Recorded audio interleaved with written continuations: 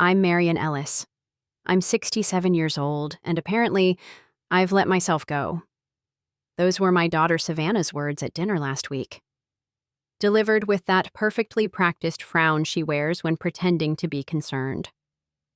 We were sitting at the Oak House, a modern fusion place downtown that my children insisted on trying no menus, just QR codes and arugula on everything. I wore my best cardigan, the one with the tiny embroidery roses I hand-stitched in 1993. I thought I looked fine. But when Savannah leaned across the table and said, "Mom, we just feel like you've let yourself go," I knew exactly what she meant. She wasn't talking about my health or my well-being. She meant I didn't look rich. Her brother Caleb chuckled quietly. "I told her we should have taken you shopping before this. Get you something that fits the place. Something that fits the place." "You mean like your father's pension? I managed to triple in the stock market while raising you alone?" But I didn't say that. I just nodded, took a polite sip of my tea, and pretended it didn't sting. They kept talking about how I should consider selling my small cottage now that it's just me, about how I'd probably be happier in a retirement community where they have chefs and activities and actual Wi-Fi. That part made me smile. Because if they only knew that the retirement cottage they wanted me to abandon was fully paid off before they finished middle school, and the Wi-Fi they mocked, it ran on a private fiber line installed for corporate security years ago. Still, I said nothing. Why? Because that night confirmed something I'd suspected for a long time. My children saw me not as a person, but as a project to fix, or worse, a burden to manage. I went home that night and sat in my quiet living room, my favorite lamp casting warm light across shelves lined with worn books and quiet memories.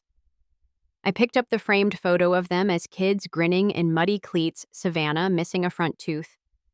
And I whispered to the room, maybe it's time they remembered who raised them. Because I wasn't always this quiet woman in a cardigan with gentle hands. There was a time I signed 7-figure deals behind glass conference tables. A time I founded a company that changed lives and then stepped aside to protect my values. And now it was time to see if those values had ever really made it home. Before, I was just mom in their eyes. I was Marian Ellis, CEO and founder of BrightStem, a learning platform I started in my tiny kitchen with nothing but a whiteboard, a secondhand laptop, and a dream. This was 1996. The internet was still something people argued about on news segments. My kids were 8 and 5. My husband Henry had passed just a year before from a sudden aneurysm that ripped the center from my world. I could have collapsed, and I nearly did. But grief has a strange way of clarifying things. While Savannah cried in her sleep and Caleb asked why Daddy wasn't coming home, I sat awake every night scribbling plans on the backs of grocery receipts, calculating how much I could invest in building something that might give us not just a life, but a future. That's how BrightStem was born. We started with digital math games, then expanded into full-course learning kits. I handled curriculum coding fundraising. I made my first pitch deck with a word art logo and presented it at a church basement in front of 8 very skeptical men. 6 months later, we landed our first school district pilot. A year later, a regional VC called us the next Scholastic, but smarter. By 2002, we were nationwide. By 2005, we were acquired, but not fully.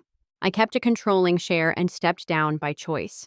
The company stayed in my name, but I moved to an advisory role under a pseudonym, M. Everhart. No one connected the dots, especially not my kids. I let them believe I returned to teaching because I loved it more than business. That part was true. I did love it. But mostly, I was tired. Tired of fighting rooms full of men who praised my mind and mocked my cardigan.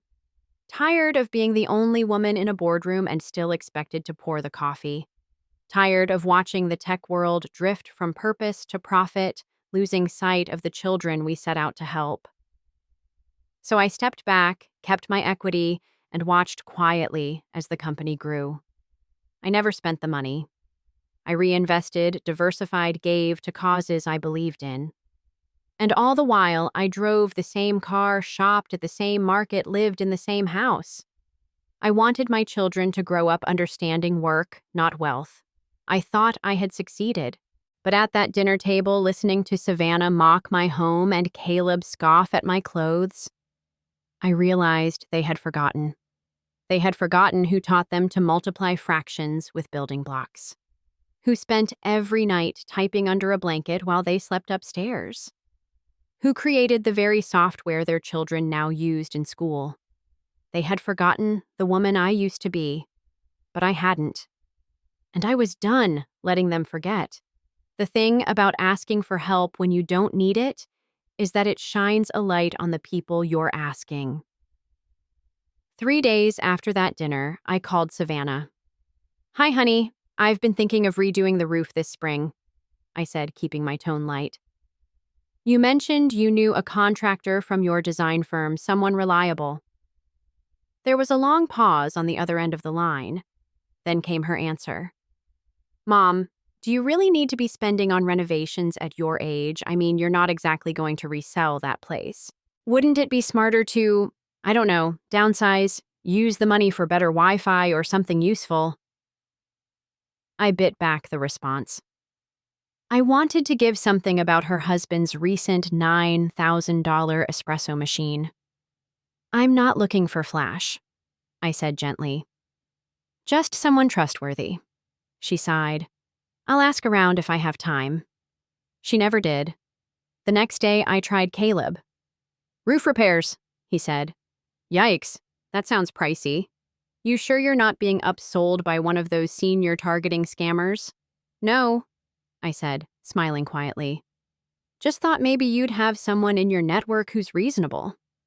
He hesitated. "I mean, I could text my contractor, but he usually works on bigger properties. Maybe check Yelp." I thanked him. He never followed up either. It wasn't just about the help. It was how they heard the word need and treated it like an inconvenience. How neither of them asked, "Are you okay, or do you want me to come by and look at it with you?" They heard weakness, not opportunity to connect. I even slipped in a second test. I told them I was having trouble with my old laptop. "Can't log into my email," I said. "Might be a virus." You'd think one of them would offer to swing by. Instead, I got, "Try turning it off and back on Mom. Can't you just take it to Best Buy, Lucas?" My youngest was the only one who responded differently. He called that same night. "Want me to swing by tomorrow and take a look?" He didn't ask what was in it for him. He didn't groan or sigh. He showed up the next morning with a laptop bag and a smile. He didn't even find a virus because there wasn't one. What he did find was a mother who offered him warm coffee and banana bread, and who quietly watched him from across the kitchen, wondering, was it possible that at least one of them still remembered? The next week, I went back to my notes. Savannah appearance over empathy. Caleb convenience over presence. Lucas still listening. The test was working, but it wasn't complete. The truth would only land if they had something to lose and something to discover. So I made my next call. Not to my children, but to a name they hadn't heard in years. My old co-founder. Now CEO of Brightstem. Still listed as Chair Emeritus M. Everhart. And this time I wasn't calling as a retired art teacher. I was calling as the woman who helped build the empire. "So, you're finally ready?" That's the first thing Anthony said when he picked up the phone. He was my old co-founder, the tech brain behind our first 3 product versions, the one who used to bring me chai lattes during midnight coding marathons. Now he was CEO of Brightstem, running a multi-billion-dollar company with a view of the San Francisco Bay and a board that actually listened. "I'm not looking for a spotlight," I told him, "but I want them to know." He didn't need clarification. "Then let's invite them," he said simply. As our guests of honor, we drafted the email together. To Savannah Harper, Caleb Ellis Lucas. Ellis subject, invitation to the Brightstem Impact and Innovation Gala. You are cordially invited to join us for an exclusive recognition event at the Brightstem Global Headquarters. This evening will honor key contributors past and present to our company's vision and legacy. Attire business formal date May 5, 7:00 p.m. Location executive level. Bright STEM Tower. Please RSVP. Seating is limited. Sincerely, Anthony J. Lynn, CEO, Brightstem Technologies. No mention of me. No hint of what it was really about. Just enough prestige to pique their curiosity. I didn't even call them afterward. I waited. 3 days later, Savannah forwarded me the email and added, "Is this real? How do they even know us?" I wrote back, "I suppose they know more than you think." Her response came in minutes. "We'll be there." Caleb, of course, responded in his usual corporate tone.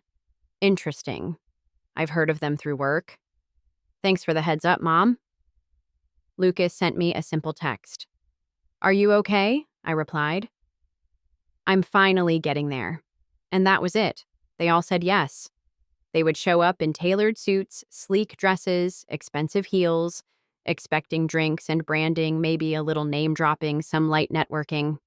They had no idea they were walking into a moment that would redefine everything they thought they knew about success sacrifice, and especially their mother. And me. I had one more thing to do. The night before the gala, I went up to the attic and opened a small cedar chest I hadn't touched in years. Inside was my original pitch deck, hand-drawn charts, a Polaroid of the first shipment we mailed out ourselves, a letter Henry wrote me before he passed, "Whatever you build, make sure it remembers who it's for, and don't ever let them shrink your story." I folded the letter and slipped it into my purse. Tomorrow they would finally hear it, all of it. The Brightstem Tower rises 42 stories above the skyline, all steel and glass like a monument to ambition. Savannah arrived first, draped in emerald silk, her clutch matching her heels. Her eyes flicked from the valet to the lobby like she'd done this 1,000 times.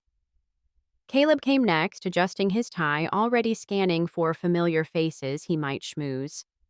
Lucas, as always, was last, no tux, just a crisp blazer, and that quiet way of noticing everything. They met me in the main atrium, where marble floors caught the chandelier's reflection and echoed every stiletto tap like a drum roll. I stood waiting in a dark navy dress and low heels, my hair pinned back the way Henry used to like.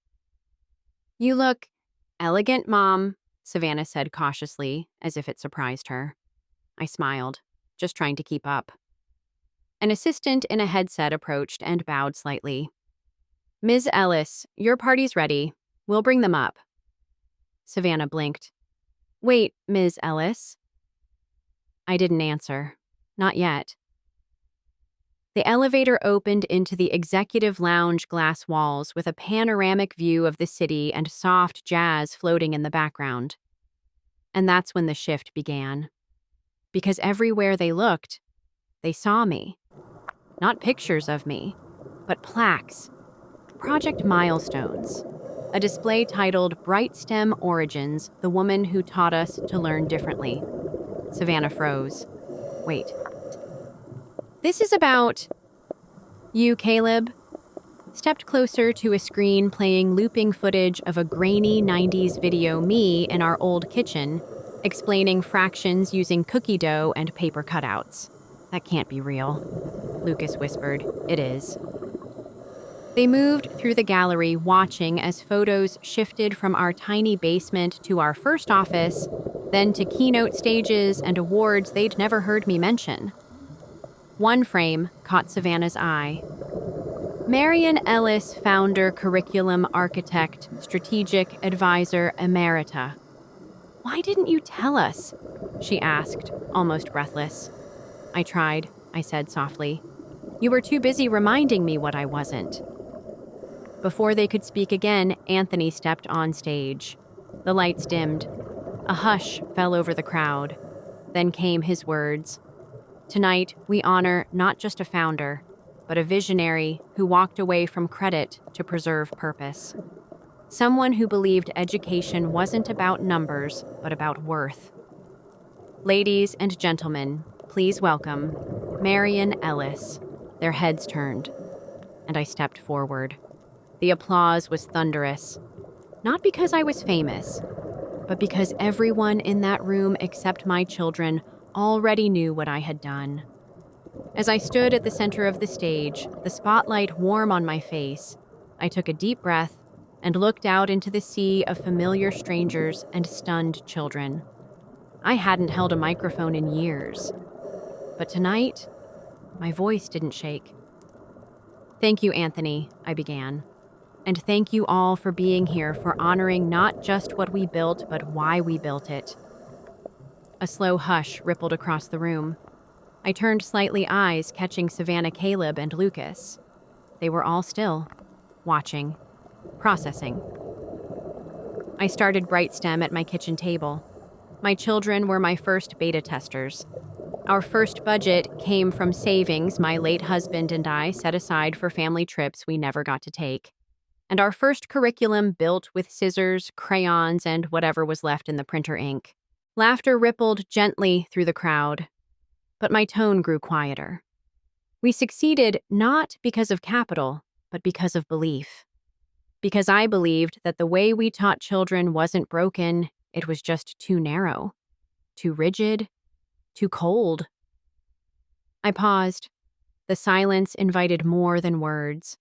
It asked for memory. And when the company outgrew me, I stepped aside. Not because I lost the fight, but because I chose peace over power. My eyes drifted back to my children. I chose a quieter life, one where I could watch my kids grow up, one where I could teach without needing applause. I wore cardigans and clipped coupons and baked casseroles, and slowly the world forgot my name. I took a breath. But the saddest part wasn't that the world forgot. It's that my children forgot, too. I saw Caleb lower his head. Savannah blinked rapidly. Lucas's jaw clenched. They forgot that behind the woman who brought juice boxes to soccer games was a founder, a strategist, a builder, a woman who once stood on a TEDx stage and said, "If education is the map, then compassion is the compass." The audience was stone silent. But I didn't come here for vindication, I said, voice softening. I came because the next chapter of this company of my legacy can't be built on silence. I looked down at the podium, then back up. My name is Marian Ellis. I built BrightStem. I walked away from power to preserve purpose. And I'm not invisible anymore. The applause began with one clap, then another, then the whole room stood, except my children. They just stared. Because in one night, the woman they thought they knew had become a stranger holding a mirror they could no longer look away from. When I stepped down from that stage, I didn't expect roses, but I thought I might at least get a word. Instead, I was met with silence. Savannah disappeared into the crowd without saying goodbye. Caleb stayed long enough to shake Anthony's hand, then left with a drink still half full. Only Lucas lingered behind, though even he kept his distance, watching me from near the elevator, eyes full of questions he wasn't ready to ask. By the time I got home, my phone had already lit up with messages. But not from them. Former students, former teachers, a janitor from our first office who still remembered the time I stayed late to fix his resume. A school principal from Tulsa who had no idea I was the same Marian from the platform her teachers loved, but from my own children. Nothing. Not that night, not the next day, until day 3. Savannah's message. I don't understand why you would humiliate us like that in front of your peers. That was never your secret to keep. My fingers hovered over the keyboard. Then I closed the laptop. She still didn't get it. To her, this wasn't a revelation.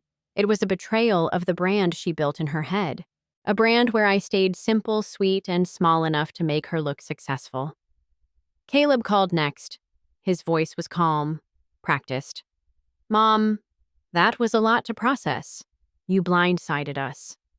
I gave you every chance to ask, I replied softly. You just never listened. He went silent, then cleared his throat.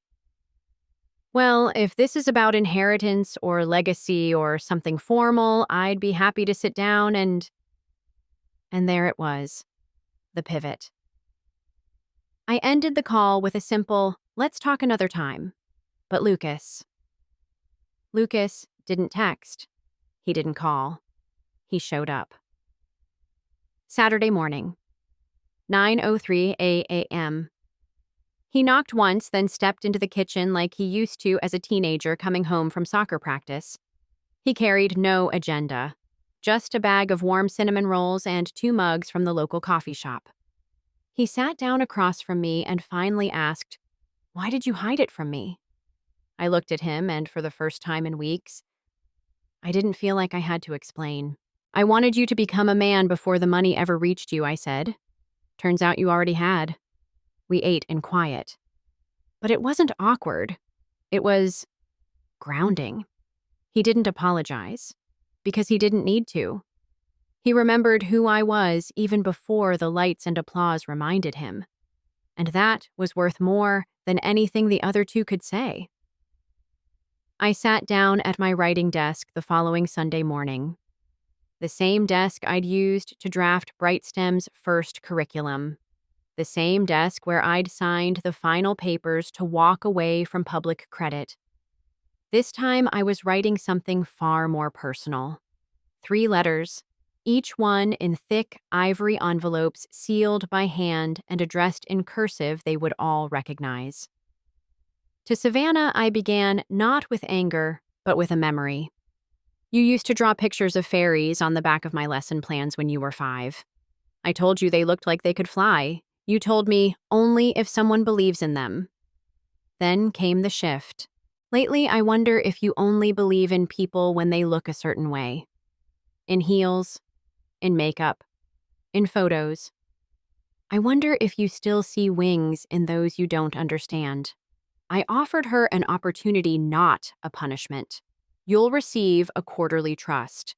But to access anything further, I'm asking you to mentor 3 young women from underserved schools, women with no fashion, no polish, and no platform until one of them finds her own wings. To Caleb, I wrote about his childhood fascination with numbers. How he used to ask about how much things cost, not to brag, but because he genuinely wanted to understand.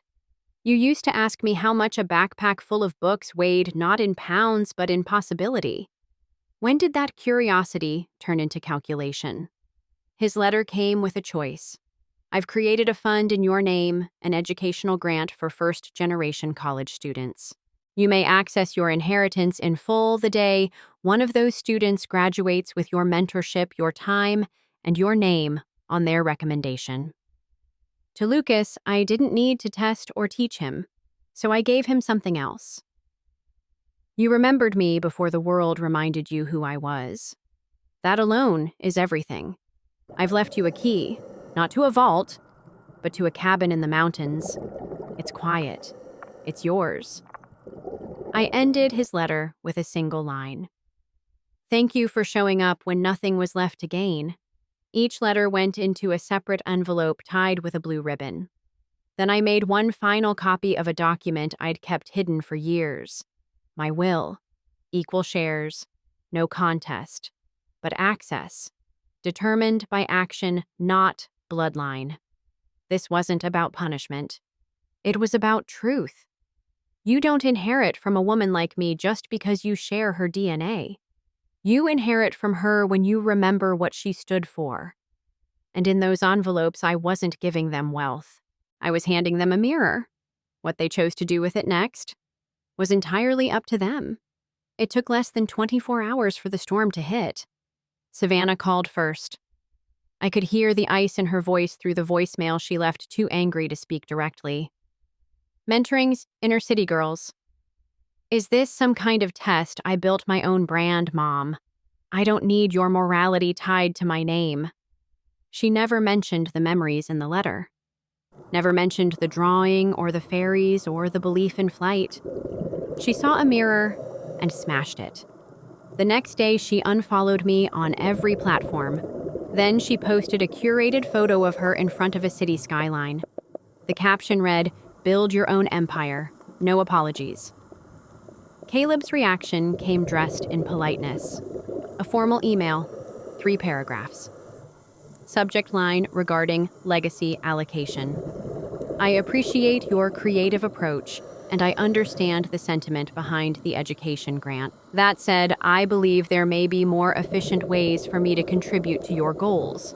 He suggested a donation in lieu of involvement, a photo op, a strategic check, an exchange of image, not impact. I replied with a single line, "You don't outsource compassion." He never wrote back. And then there was Lucas.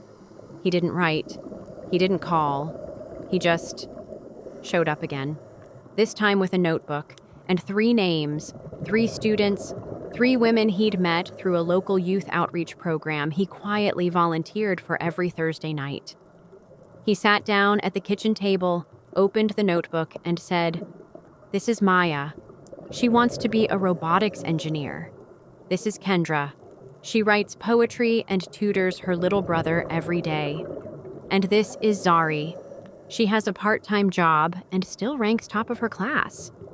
He looked at me and added, "I already spoke with their principal. We're setting up regular sessions. I don't need the trust money right now, but I want to earn it later, if that's okay." I nodded. No ceremony, no applause, just a quiet answer to the letter I sent him.